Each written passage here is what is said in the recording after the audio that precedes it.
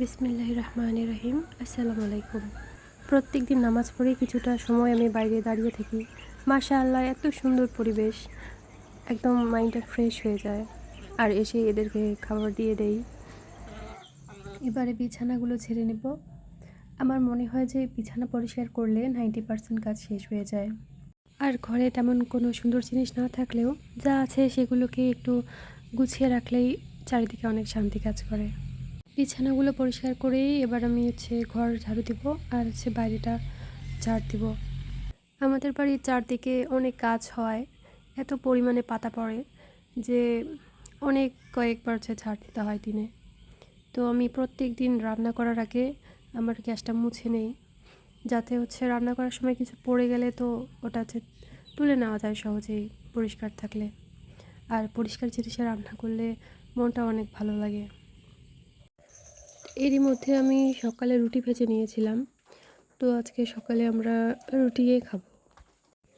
নাস্তা করেই আমি চলে যাব জামা কাপড় ধুতে, কারণ আমরা গিয়েছিলাম নানি বাড়ি, ওখানে থেকে আসছি। আর জানি না তো, কোথাও গেলে এত পরিমাণে কাজ বেড়ে যায়, যাওয়ার সময়ও অনেক কিছু গুছিয়ে যেতে হয়, আর এসেও জামা কাপড় ঘর দুয়ার সব কিছু আবার গুছিয়ে নিতে হয়। তো এসে এত পরিমাণে জামা কাপড় হয়ে গেছে, তো এগুলো সব এখন আমাকে ধুতে হবে। আর একটা ভুল করে ফেলেছি, আমি সাদা রঙের ড্রেসের সাথে একটা অন্য রঙের ড্রেস ভিজিয়ে ফেলেছি। তো কি আর, সেই ড্রেসের রং প্যান্টের মধ্যে ভরে গেছে, আর আমার ওটা ধুতেই অনেকটা সময় চলে গেল। এরকমটা আমি কখনো করি না, কিন্তু কেন জানি না আজকে করেছি তাড়াহুড়ার মধ্যে, আর এরকমটা হয়ে গেল। তো কি আর করার, হয়ে গেছে। আলহামদুলিল্লাহ, রংটা আমি তুলতে পেরেছি অবশেষে।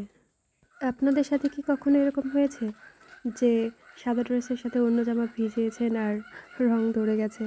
আর এই যে আমার মতো অনেক খাটনি করতে হয়েছে। তো আলহামদুলিল্লাহ, জামা কাপড় সব ধোয়া শেষ আমার। এবারে সবগুলো জামা কাপড় মেলে দিচ্ছি, তাহলে এই জামা কাপড়ের কাজটা আজকের মতো শেষ। তো জামা কাপড় মেলে দিয়ে আমি চলে যাব দুপুরের রান্নায়। আজকের দুপুরে আমি সিম্পল ডিম রান্না করবো আর আলু ভেজে নেব। আমি রান্না তেমন পারি না, তবে শেখার চেষ্টা করছি বিভিন্ন রকমের ভিডিও দেখে।